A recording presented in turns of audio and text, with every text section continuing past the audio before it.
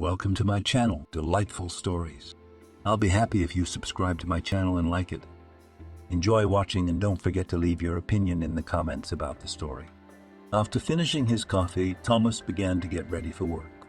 He was the leading surgeon in their clinic, and he was also the deputy chief physician.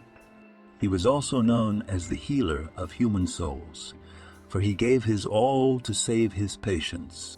But at the same time, he could not save his own marriage from breakdown. His wife left him for a rich businessman. And the most annoying thing was that it turned out to be his best friend, with whom he and Rose grew up together all their childhood. Rose's wife had been disappearing from the house more and more lately. She justified it by the fact that she had important things to do. She worked as a masseuse in a luxury salon, and naturally she served wealthy clients. A friend of Thomas's was frequenting the salon, and laid eyes on Rose, and soon, it seems, and began to woo her. They hid their relationship until the last, until Thomas himself did not know everything. That day was fatal for him. It faded his faith in women. He was hard to realize that his wife was cheating, and with his best friend. Arrange a jealousy scene surgeon did not. He just gave his wife a choice. She did choose, but before that she accused Thomas of being unfaithful, as if he was to blame for the fact that she had to sleep with another man. They were separated after 2 weeks, and Thomas was left to live alone in the apartment. He did, however, have a cat, Leopold, whom he had found in the street 3 years ago, soaking in the rain and huddling against the wall of the house near the driveway. Thomas had returned from the night shift, and seeing the poor animal, leaned over it to pet it. The cat pressed even harder against the wall, but didn't hiss. "Well, come here. Don't be afraid," Thomas said, and took the cat in his arms. He was shaking like a leaf in the wind, but as soon as he was warm, he purred. However, his wife had a negative attitude toward the new member of the family. He was reminded of the cartoon about the cheerful and kind cat who was always taming negligent mice. Gradually, Leopold got the hang of it and was no longer afraid to go outside again. The first time he hesitated to do so, probably thinking that they would not let him back in. Thomas let him know that this was his home now too. And now, as usual, on his way to work, the surgeon stroked Leopold and said, "You stay in charge of the apartment, keep order."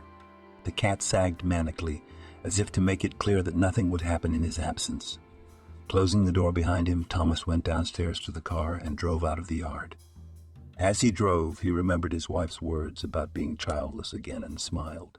He didn't have a problem with that. Rose just made it up to get away. Apparently, she had been planning it for a long time, just looking for a reason. At the same time, he was trying to make sense of himself. Thomas asked himself the same question. Did I do something wrong?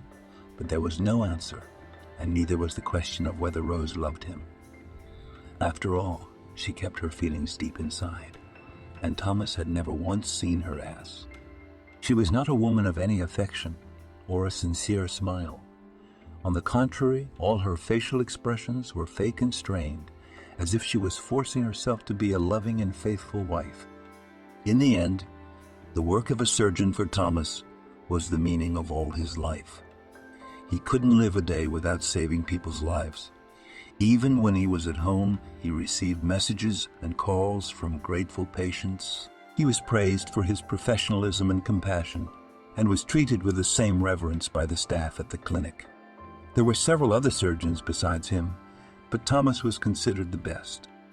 When he drove up to the building, he could barely find a place to park his car. There were foreign cars lined up next to each other, and not the cheapest ones either. It seemed that the new rich patients had arrived, for whom no rules were written.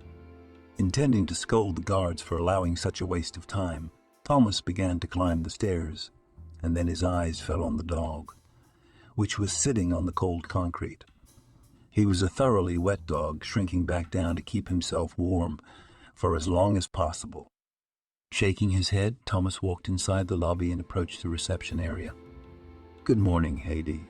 He said hello to the nurse on duty. "Good morning, Thomas," she replied, "and they're already waiting for you in the waiting room." Okay, I'll take a look now, Thomas replied. Just tell me why we have a dog under the door of the clinic. You know, he's probably waiting for his master, the nurse answered uncertainly. What do you mean waiting? Thomas asked. Can't the relatives pick him up? Can't the relatives pick him up? Can't the relatives pick him up? Can't the owner come down and solve this problem? He won't come down anymore? Again, her colleague answered uncertainly. Haiti, either you start responding normally or I'll make you take the dog home. Take your pick. Thomas got angry and tapped his finger on the clear glass. Yes, yes. I understand you, Thomas. The fact is that the owner of the dog is no longer alive. Did he die in our clinic and I don't know anything about it? The surgeon was indignant. Thomas, Ethan told me not to tell anyone about this. The nurse pleaded pitifully, looking at him with guilty eyes. That's the news. The new surgeon is in charge of everything. Thomas tapped loudly on the table. Okay, I'll deal with him, but now tell me more about what happened to the dog's owner and what kind of man he is. He came to us 3 days ago, or rather barely crawled up to the porch and collapsed. The nurse began to tell the story. We took the old man to the clinic, and he had a heart attack. Ethan was on duty at the time, and he tried to save the grandfather, who had no papers, no money, not even proper clothes, so the homeless man couldn't be saved. He died, and the pest was left sitting on the porch, waiting for his owner. It's strange. It's been 3 days, and the dog still won't leave, Thomas said aloud. Doesn't he realize that the master is gone? So it's a dog. Where does he get his wits about him? Answered the nurse. You, on the other hand, have a problem with this, and animals understand everything. The surgeon objected. Feed the dog. Maybe he'll really go away. He can't stay here forever. By the way, what about that homeless guy? As I said, he had no documents, no money, and no relatives, apparently, answered the nurse. He was buried at the city's expense. Ethan made the arrangements. Thomas nodded in response and headed up the steps to the second floor. That was where the new surgeon's office was located. He had only recently come to work in this clinic, and already he put himself above all the other employees. After knocking on the massive wooden door, Thomas, without waiting for an answer, opened it himself. Hello, Thomas, the owner of the office greeted him. Did something happen to make you come in here looking so menacing? Hello, Ethan, Thomas answered the greeting. Do you have any idea? Well, how could you? I'm a surgeon, not a fortune teller, the man replied sneeringly. I see what you mean, said Thomas. I'm interested in the patient who passed away 3 days ago. He had no documents, but he had a dog that is still waiting for his master. Oh, you mean that homeless guy? Ethan mouthed. So he died of a heart attack. You know, I did everything I could, but I couldn't save the old man. I even made funeral arrangements. I know. But what I'm interested in is why you haven't said anything. If you haven't forgotten, the deputy chief physician is standing in front of you. And if he is not there, you have to tell me everything. I'll do that next time another homeless person shows up. It's not often that homeless people come to our clinic, so I have to improvise. Okay, I hear you. Thomas concluded their conversation, and in the meantime you are suspended from operations. Why is that? Ethan was indignant. You couldn't save a man, Thomas answered, and no matter that he was homeless, he also had the right to live. But I told you that in his case there were no options. Ethan continued to be indignant, not understanding why he had been suspended. Yes, you said that, so in your case too, no options, Thomas reasonably remarked and slammed the door loudly, leaving his office. 10 minutes later, he was in his office to see several patients, and first of all, those who were preparing for planned and emergency surgery. With them, Thomas communicated first and gave the appropriate orders. At the same time, the thought, why are we so unfair to people? Thomas thought to himself that some people receive comprehensive medical care while others cannot or do not want to be saved. The case of the homeless man showed how medical staff treat these people. He didn't make a fuss about the operation, even though it could have been performed at that moment. He did not want to, and in the end the man died even though he was homeless. True, the dog was left, which, if not helped, would also risk sharing the fate of its deceased owner. Going over these thoughts in his head, Thomas suddenly imagined Leopold.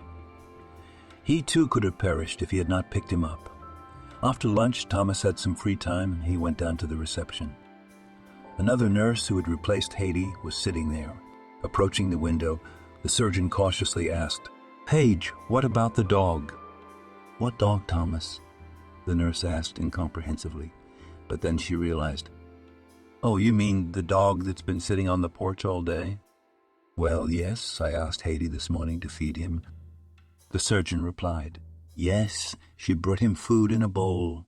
The nurse said, "He ate everything and ran away." "Are you sure about this?" the surgeon asked. "Of course you can see for yourself," answered the nurse. Thomas went out on the porch just in case and made sure that the dog was really gone. It seems that the dog realized that the owner would be gone and left his post. However, the surgeon did not believe that the dog would just run away. He knew from the example of his cat that animals will wait for their owners to the very end. Many of them wait years, grow wild, and do not let anyone near them. During the day, Thomas had several surgeries and a couple of consultations. He closed his office in the evening with a heavy look. After he'd suspended Ethan from his surgeries, Ethan resented him and spent the day in the therapy department so he wouldn't have to deal with him. But his mind wasn't on that arrogant surgeon. It was on why the dog had run away. Thomas went downstairs, gave the keys to the nurse, and left the clinic building. And what was his surprise when he saw the familiar dog again? He was sitting on the porch, only at the beginning. "Hey, you poor thing, come here." He decided to call the dog. The dog did not react, only looked at him sideways, so Thomas took the rest of his sandwich out of the plastic container. "Here, have some refreshment." He put the food in front of him and walked away to a safe distance. Thomas kept his distance and did not approach him, giving the dog a chance to finish his meal, but he ate the sandwich and then approached him. It was an awkward situation. Thomas did not know what the dog would do now. Thomas looked at him and realized he wasn't going to growl or lunge, but instead he licked his hand and gave it a gentle lick. Thomas staggered slightly in surprise because he was afraid that it might bite him because he is a cat person. "Wow, you're not such a wild dog." The surgeon spoke and started to call the dog after him. The dog stood motionless for a few minutes but then moved and wandered toward Thomas. The surgeon opened the car door in front of him and the dog jumped in easily. It felt as if this was not the first time he had been in the cabin of a car. It suggested that the dead owner was not homeless at all. But then, why didn't he have any I didn't? A strange question that Thomas had no answer to yet. "Well, now we're friends," the surgeon said as the car started up. The dog obediently lay down on the seat and closed his eyes, evidently realizing that he was in no danger, and fell asleep peacefully. Thomas looked at the dog the entire way, trying to figure out what kind of breed it was. A layer of dirt prevented any clear conclusions, but it was clear that it was not a mongrel, and the question immediately arose. Where did the stray get the purebred dog? Did he buy it himself, or maybe steal it? So many questions appeared at once, and it was impossible to answer them yet. The surgeon drove to the house, where Leopold the cat was already waiting for him, and as soon as the door opened, the woolly pet threw himself at his owner's feet. True immediately recoiled when he saw the dog. "Don't swear, Leo. It's our new pet," Thomas said affectionately, soothing the disheveled cat. Leopold snarled a little more for decency's sake and ran off to the kitchen. He knew his master would be getting dressed now and would be coming to feed him, but Thomas made a detour and peeked into the bathroom to clean the dog. The dog didn't hesitate to stand under the running water and waited patiently for all the dirt to come off him. After brushing out the scraggly hair, Thomas took a picture with his phone and checked online to see what kind of breed it was. It turned out to be none other than a border collie. "Wow, that's a real tartan," In the meantime, Leopold came into the bathroom. The cat watched as his master washed some shaggy creature. "Look, Leo, what a beautiful dog." I was in the middle of the night, and I was in the middle of the night. On his neck, beneath the thick fur, a bracelet glittered, and it was also bundled with a leather collar. But of the... Thomas couldn't see it because of the dirt, but now he could read the dog's name. "So your name is Roy." "That's great. At least I don't have to make up a new name." Next to the dog's name were the following. The numbers looked a lot like a telephone number. Thomas carefully removed the bracelet and collar and wrote all the data down in a notebook. A little information cleared up, and now the dog no longer seemed like a stray dog. Wiping his wet fur, Thomas noticed the scar on his rump. "What the hell is that?" The dog fidgeted and whimpered, and Thomas had to calm him down to get a better look at the scar. The pattern of the furrows indicated a knife wound. The dog had been stabbed by someone, but a miracle happened, and he survived. Strangely enough, where did the homeless man get it from? After all, he didn't have his phone with him, so the number on the bracelet belonged to the real owner. Thomas thought about what to do and decided to let Roy stay with him for a couple of days. He should have let him come to his senses, and then he could mingle with his master. What's interesting, the dog uncomplainingly accepted from him the homemade food and immediately settled down near the dwelling. He repeated the actions that he did in the house of the present owner. Inside, the surgeon cat scratched, and he realized that probably now the owner is suffering and waiting for his pet to be found. The next day, he was going to call that number and make an appointment. But his plans were interrupted by his ex-wife, who unexpectedly showed up. She had forgotten some documents and wanted to check on her ex-husband. "Geez, Thomas, you haven't changed a bit. First that cat, and now the dog." "Hello to you too, Rose. I thought you were here for the papers. So do me a favor, take the papers and go." Of course, Thomas. I can't wait to see what you're doing with your family," the ex-wife said sarcastically. Thomas looked at her angrily and struck the table with his fist. This had the effect it had on Rose, and she began to gather her documents. Putting a stack of papers in her purse, she went out into the hallway. "I would like to point out Thomas and the dog. It's a thoroughbred." "I know," the surgeon replied. "And why did you decide to have a border collie in your home?" "It's none of your business. I've got my papers. Good riddance."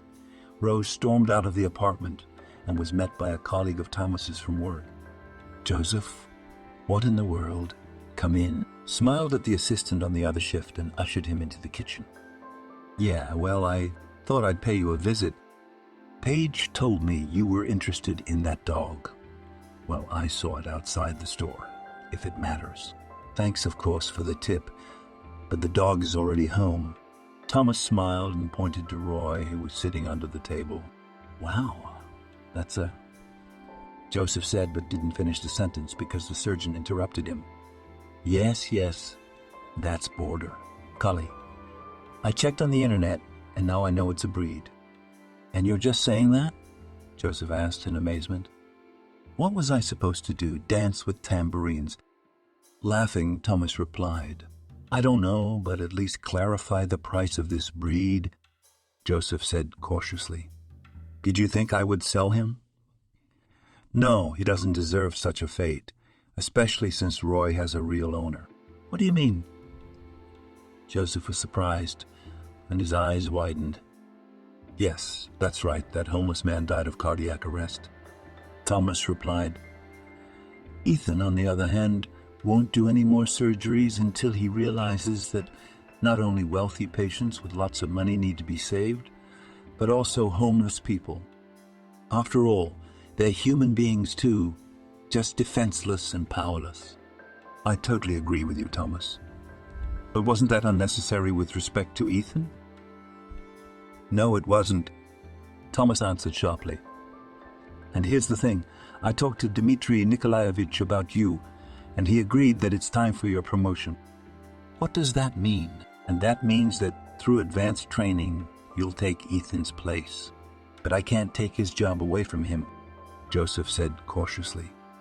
"And he won't be out of a job," Thomas answered calmly. Ethan will take over as assistant. Let him relearn how to do surgery so he won't have to shame himself into making excuses. Yeah, you do realize you could have saved that homeless guy and he didn't. You don't just suspend him, you put him in jail. I get it, I won't ask any more stupid questions. Joseph waved his hands. Listen, I found a strange scar on Roy. It looks like a knife wound, Thomas continued. What do you say to that? Joseph approached the dog, and he didn't growl, though he was seeing it for the first time. He lifted the fur gently, looked closely at the scar, and answered thoughtfully. I'll even say more. It's a hunting blade. Are you sure? Absolutely, my father was a hunter, and he always took a blade like that with him. Okay, so Roy was shot by a professional, not a highwayman. You're right, not only was he aiming for the vital organs, but what? That or who? He was interrupted. Thomas thought about these words. Well, who would want to kill a dog? So you sure you weren't going to sell it? Joseph asked again. No, I'll contact the owner and hand the dog over. Thomas answered in the affirmative. Well, okay, then I'll go, Joseph said. I still have to go to the cottage. My wife asked me to fix the fence, and about the promotion. Is it true, or is it a joke? Joseph, have I ever made a joke? No. So, get ready, so you don't have to be ashamed of yourself later. Joseph left his apartment, and Thomas looked at the dog and said, the dog seemed to understand his words and whimpered softly. The dog, as if he understood his words, whimpered softly. And then, without any fear, Leopold came up to him and mewed. Well, understand, I can't leave you, he said, wiping his face with a handkerchief. There's a phone number, a bracelet, and a collar, which means you're not homeless. The cat came to his feet and lay down on his slippers. Leo, don't trouble me. I can see that you like Roy. But let's wait to hear what the owner has to say. A couple of days later, as he had planned, Thomas decided to call the dog's owner, as he no longer had the conscience to keep someone else's pet locked up. Thomas took a notebook with a phone number and started to dial the number on his mobile, and waited for an answer. There were 3 rings before he heard a woman's voice. Yes, I'm listening to you. Hello, my name is Thomas, and I think I found your dog. Hello, I'm Ellie, and we really do have a missing dog. But that was 3 years ago. Are you sure it's him? Yes, of course, the bracelet had Roy written on it. And this phone number. Thank God our Roy was found. I thought he was dead, too. What do you mean dead? Thomas asked in astonishment. The point is, Ellie began to answer, my husband was attacked by robbers 3 years ago. They took all his jewelry and money, and Xenia died of his wounds. That night he was walking in the park with Roy, and I thought that the dog was also a victim of the robbers. No, there's nothing wrong with him, Thomas answered, but I'll tell you more about it when I meet you. Yes, of course, come. Thomas got dressed, went to the pet store, and bought a leash. And when he returned, he saw his cat lying on Roy's paw. Leo, stop it, we have to go. The cat made a pathetic noise, and Thomas had to take him in his arms to calm him down. Leopold purred, then jumped to the floor and rubbed his back on Roy's fur. The dog responded by licking the cat a couple of times and wagging his tail. It looked like they had really become friends, and this separation was a real ordeal for them. Surprisingly, the time. It's strange, of course, but that doesn't seem to be the case in nature. Thomas looked at the dog again and said, Come, Roy, your mistress is waiting for you. He took the dog downstairs to his car, and this time he decided to call a cab. As we drove, he glanced in Roy's direction with wet eyes. Now I understand how animals feel when they are separated. In 40 minutes they arrived. Roy immediately happily barked. He recognized the place. Well, of course he must have been here more than once for walks with the owner. Thomas went up to the 3rd floor and rang the doorbell. He heard footsteps and then the click of the lock being opened. Hello again, Anna. Here's your pet. He was in the middle of the night, but he had to pull himself together and admit that he wasn't your pet. The man watched the scene with sadness, but he had to pull himself together and admit that he wasn't your pet. He had an owner of his own. Thank you, Thomas. I'm so glad you found Roy. You're welcome, but I didn't find him. He came to us. Thomas answered uncertainly. I don't understand. Where did it go? I work as a surgeon in a clinic, and this dog came to the door himself. He was waiting for his master, as we thought at the time. I still don't understand how he could have another owner. Here Thomas told her how the dog had ended up at the clinic. He didn't hide the fact that he wanted to keep Roy. He also showed her the scar on his belly. I discovered this when I was washing Roy. God, what have they done to you? Ellie cried and cradled the dog in her arms. Don't worry, no vital organs were affected. Thomas began to reassure her. I treated it properly. It healed completely, and no infection got in. It's a good thing Roy survived. My husband was a big businessman who owned a building materials company. Maybe it was his competitors who killed him. What about the business now? Have you sold it? Thomas asked. No, it's not. It's a memory of Xenia, Ellie answered, shaking her head. The business is run by my husband's companion, Henry. He helps me with money, supports me, and he could have turned his back and sold his share to other people. It's good to not turn away and help, Thomas said thoughtfully. At that moment, the doorbell rang again, and Ellie smiled and went to open it. That's my son coming home from school. While Ellie was helping him take off his outer clothes, Thomas was able to analyze the situation. The landlady is now raising her son on her own after the death of her husband. He used to own a business, and now there is a companion who runs it and financially supports the family. But at the same time, it did not appear that they were living well. Thomas drew this conclusion from the clothes Ellie was wearing and the modest furnishings in the apartment. By all appearances, the sums from the dead husband's companion were very, very modest. But that was none of his business. The main thing was that he had brought the dog to its rightful owner. At last the dressing was done, and a boy, about 7 years old, came into the drawing room. Say hello to Thomas, Leo. The boy held out his hand, and as he did so, Roy came running out of the kitchen. Mom, did you find Roy? Leo shouted excitedly, forgetting to say hello. No, son. Thomas did it. Thank you very much. The boy thanked the surgeon and even hugged him. Oh, come on, what the hell? Thomas answered shyly. I just didn't pass by and felt sorry for the dog. I have a cat at home, so I picked him up on the street, too. What's his name? Asked Leo. You wouldn't believe it, Leopold. Like in the cartoon. Yes, that's right, Thomas replied. Okay, everybody, Leo, wash your hands and get to the table. Ellie intervened in the conversation. We're about to give Thomas a berry pie. Do you like strawberries? I just love it, Thomas answered. When I was a kid, my mother and I used to collect it when we went to the woods. And with Daddy, I guess, fishing. Joyfully, Ellie asked to keep the conversation going. No, he was in the military, and we were more often in the garrison than going fishing with him. But I don't blame him for that, because he was doing his duty and just doing what he did best. By the way, you won't believe it, but my cat became friends with Roy and didn't even want to let him go. You know, our cat Lisa was good to Roy. She was 12 years old when she left us for the rainbow. She loved Roy so much that she was heart to heart. When the dog heard what was being said about him, he ran up and started doing acrobatic numbers. He was twirling on the floor, jumping up and wagging his tail in a funny way.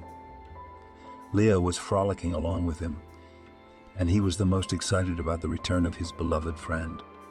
Well, let's go into the kitchen and have some pie, Ellie commanded, and everyone sat down at the table. Thomas liked the pie very much and promised to get the recipe from the hostess so that he could bake the same one at home. The dog kept hanging around Thomas, as if he did not want to let him go. Ellie noticed this and suggested it. By the way, maybe tomorrow we'll meet in the park. We'll take Roy for a walk. It looks like he'll miss you. I'll introduce you to him and tell him how you saved Roy." "Maybe we shouldn't do that," Thomas asked cautiously. "No, you have to tell Henry," stood her ground. "But let it be a surprise." "Well, okay, whatever you say. It was delicious, but I have to go." "Yes, of course, I'll show you out." In the hallway, Thomas quickly got dressed and headed for the exit. "Wait." Ellie stopped him. "I'll wait for you tomorrow." Thomas hailed a cab again, and as he drove home, he wondered why Ellie had kissed him.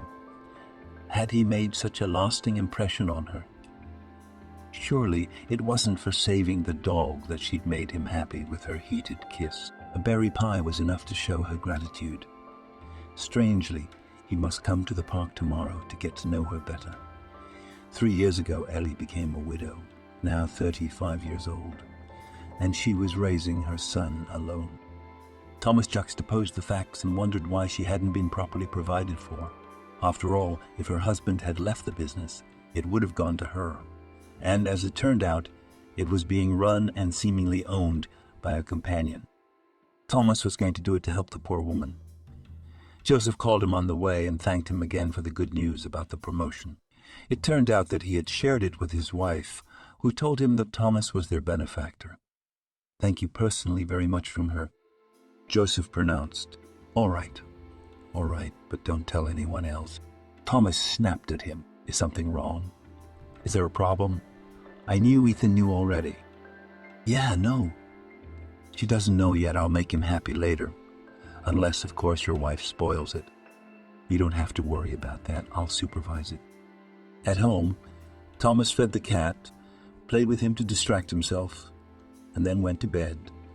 At night he dreamt of Roy, the dog, standing by his bed and extending his paw as if he wanted to say hello.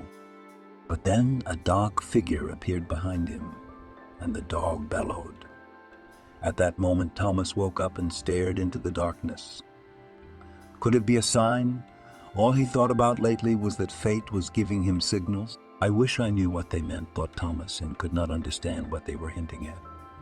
In the morning, he woke up before the alarm clock and decided to thoroughly prepare for the date. And how else can you call it when a woman openly invites him for a walk in the park? Well, come on. In the situation in which he found himself, it was not so easy to figure out what to do. So it turned out that he was given a place and time to meet without the right to refuse.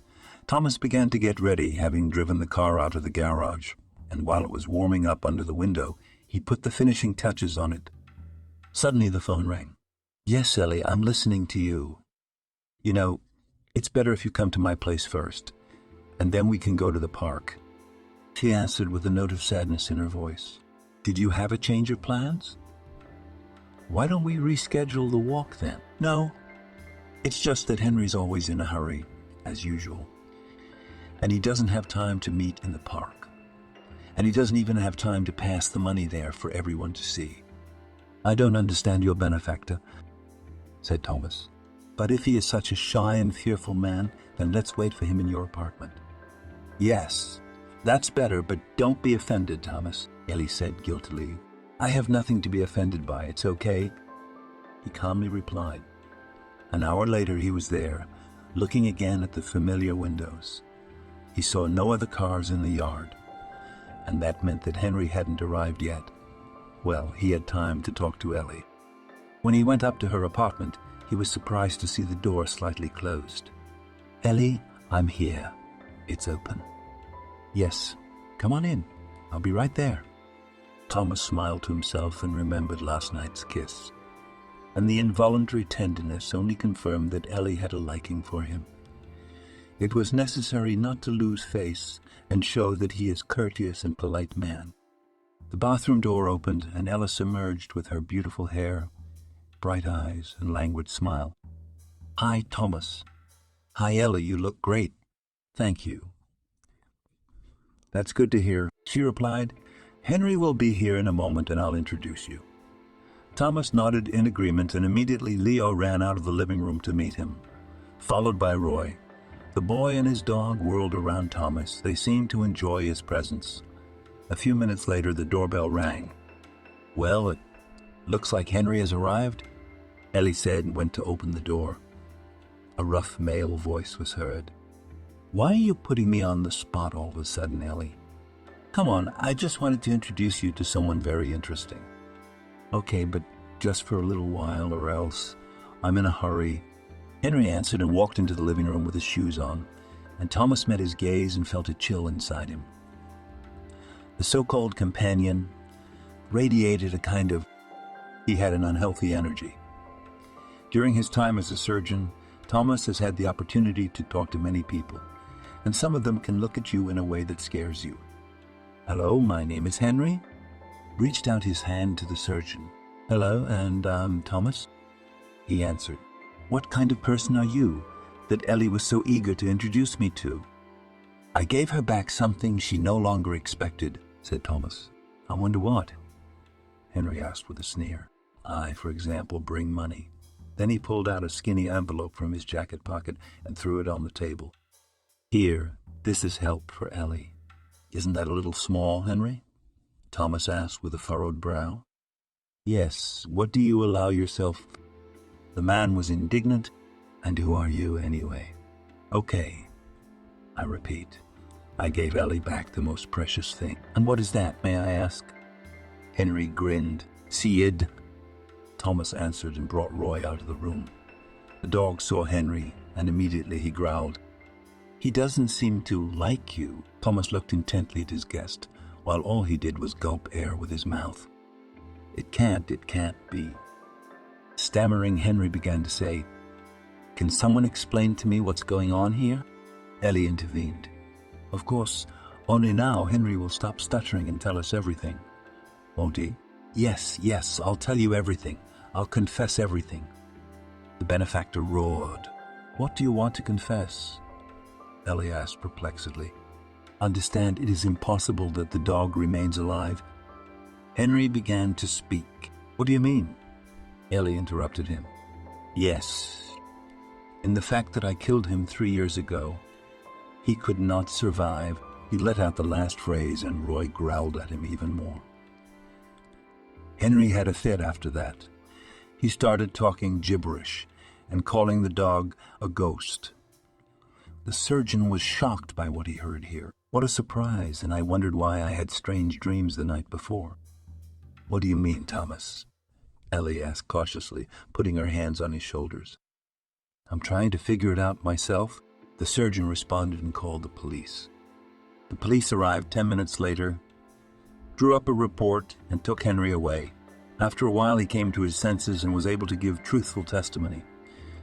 It turned out that on that day, when Eugene was taking a quiet walk in the park with his dog, several people were waiting for him in the bushes. They had been hired by a companion in order to get the business into his own hands. With a few precise blows, the hired bandits killed Eugene. Henry himself tried to get rid of the dog, who was struggling desperately to protect his master. It was he who stabbed Roy in the belly with a knife, but in the commotion the dog managed to crawl away behind a tree. It was dark and no one bothered to look for him. The question has arisen, but how has Roy survived such an injury? And that's when it turned out that he had been picked up by Albert, a homeless man. He had once worked as an assistant surgeon in one of the city's hospitals, and interestingly enough, Ethan was in charge. This ubiquitous and cunning doctor didn't like Albert and made sure that he was punished and kicked out of the hospital. The former assistant drank heavily and soon lost his sense of purpose in life, and soon lost his house and found himself on the street. And here he began a new ordeal, though, to survive. No one he knew recognized him, and even if he did, they just pretended that he was a total stranger. Albert was sinking lower and lower until he was at the bottom of his life. That vindictive evening, he collected empty bottles to turn them in and buy himself some bread.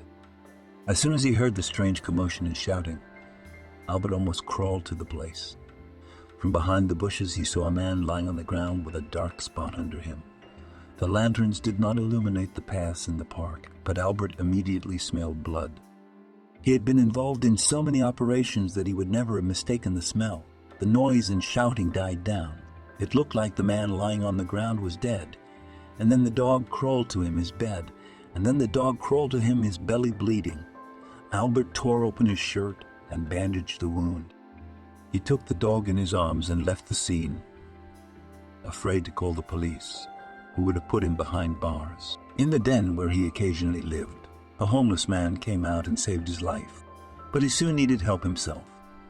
He had a heart attack not far from the clinic where Ethan worked.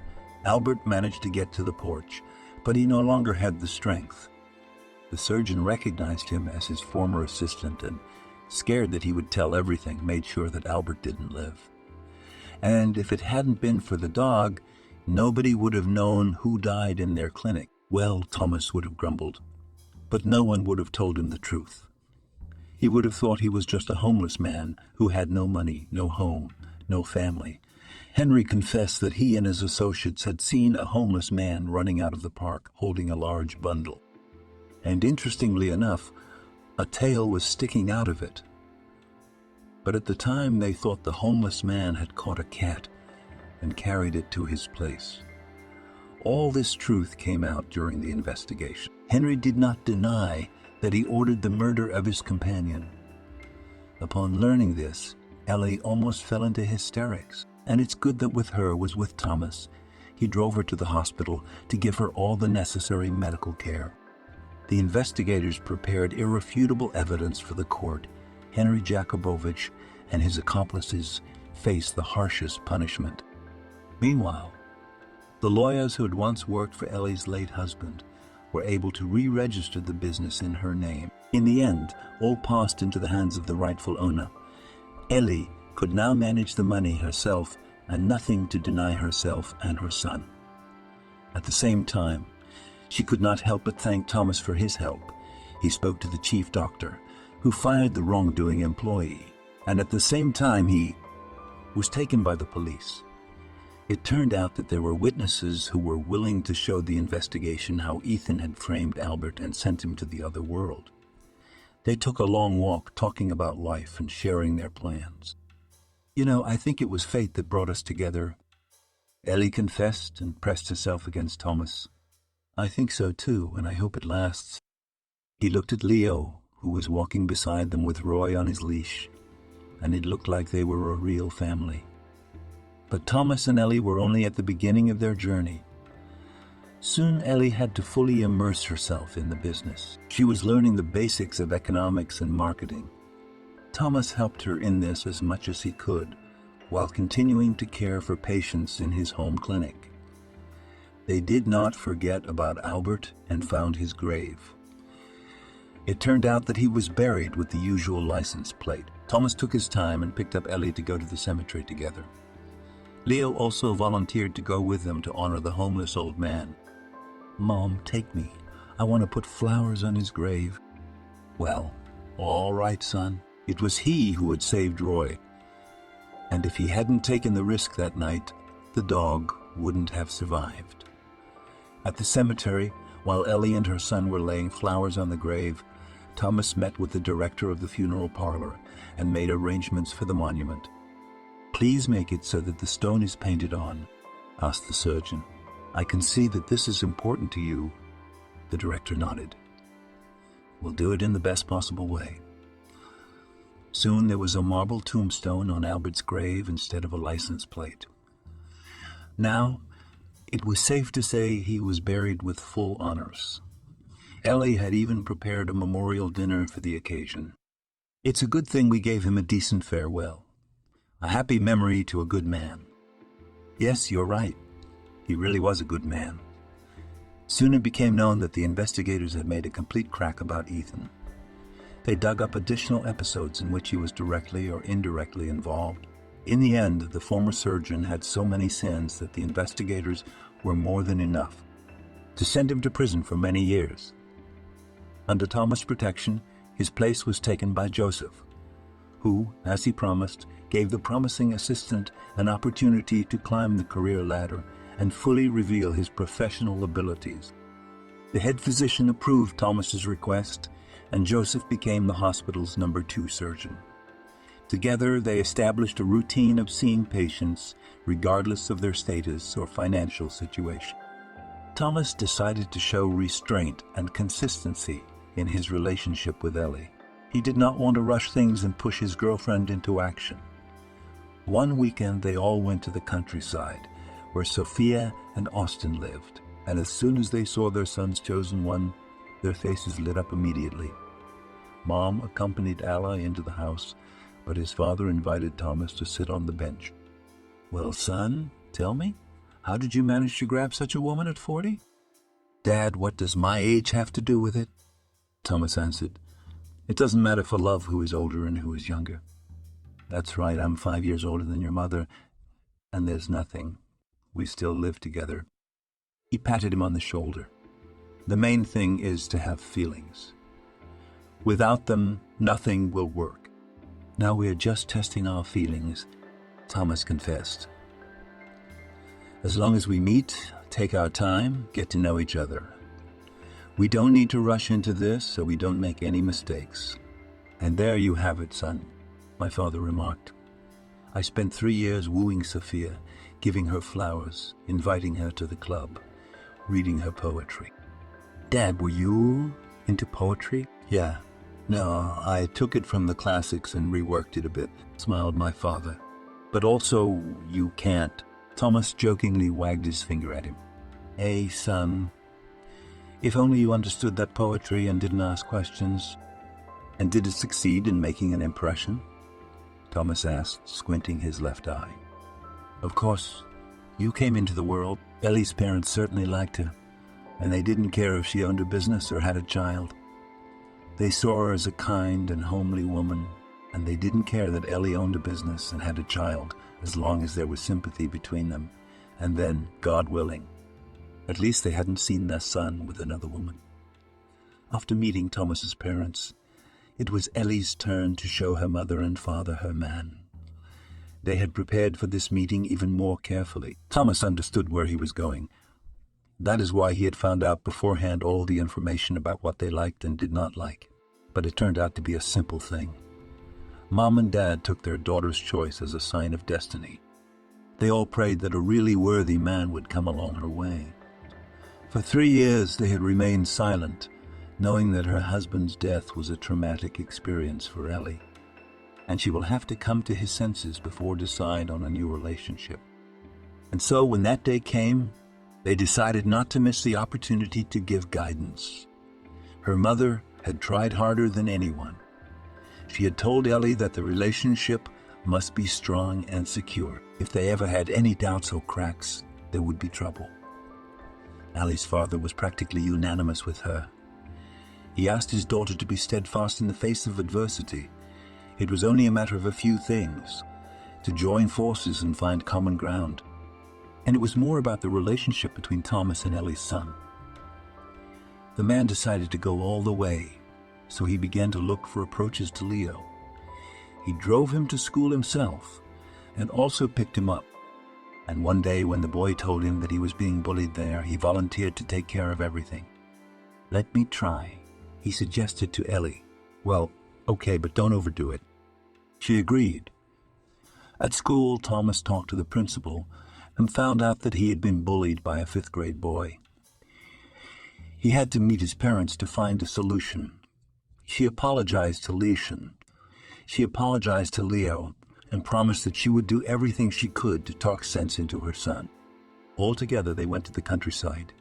In his free time, the surgeon organized picnics. Ellie liked the way Thomas interacted with her son.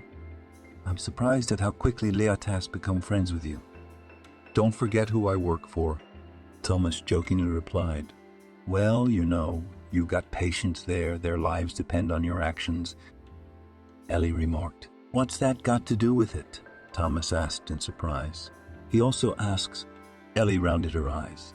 "That's how they'll treat you well, so there won't be any medical mistakes." "I never had any." "I'm sorry, that's not what I meant." Ellie apologized to him. "But you get the point, don't you?" "Well, of course.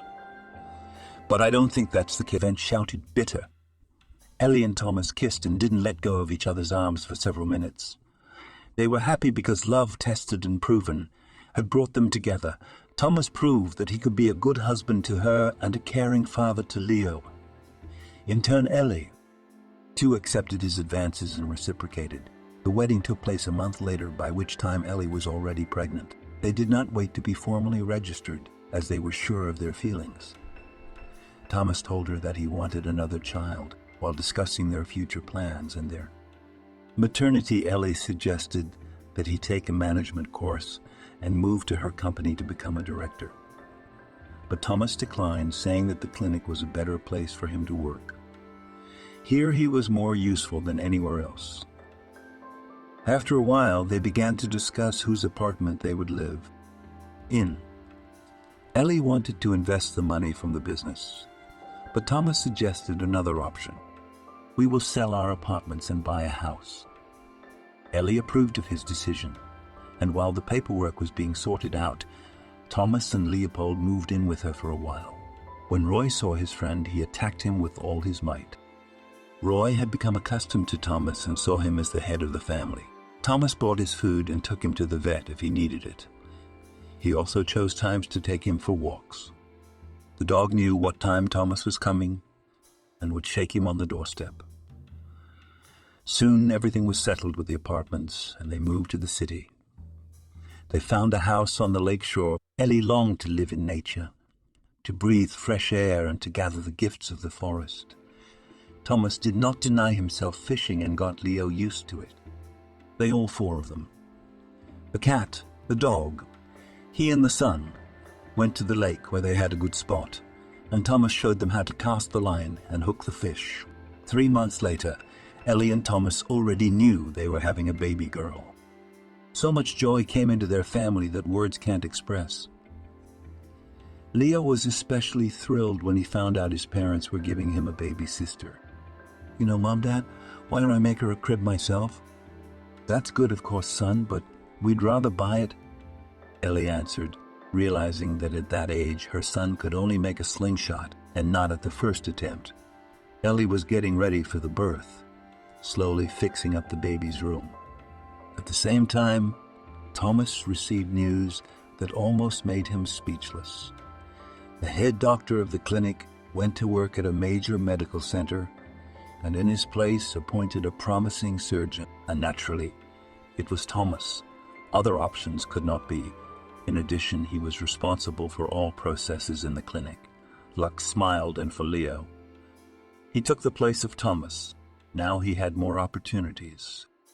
However, he had to perform much more difficult tasks. But he coped with it and showed the efficiency which was not under Itan. The investigation on him was finally completed, and he was convicted and sentenced to the maximum possible term for all the established episodes. The murder of a man, as part of a group, increased his punishment. He would not see freedom for a long time, and there is only uncertainty. Having received a new position, Thomas began to earn more money. Things were going well at Ellie's firm too. They decided that it was necessary to help the homeless, and not only people, but also animals. That is why, after calculating the financial possibilities, they allocated money for the construction of a small rehabilitation center for the homeless and a shelter for abandoned animals. In the city, they began to be called patrons of the arts, all because Thomas organized free operations for children with serious illnesses. And he was trusted because he never took bribes. Not only that, but he changed his approach to admitting wealthy patients. Now, they were accepted on a general basis, and there was nowhere to go because Thomas had improved the quality of services at the clinic and recruited additional staff to the team. Together with the dismissal of Ethan, had to clean up and his supporters. Only after that the clinic breathed a sigh of relief. Ellie gave birth safely girl. Her name was Scarlet. The daughter weighed almost 3,800. There was no doubt that a large baby girl would be born. Ellie walked around with a big belly for the entire pregnancy. Many jokingly said she would give birth to twins. They fully equipped the house. Thomas put a banya on the site, and now their parents often come to them to bathe in it. And after Thomas showed them a great fishing trip, they started talking about coming to live with them. The couple jumped on the idea and began planning their parents' move.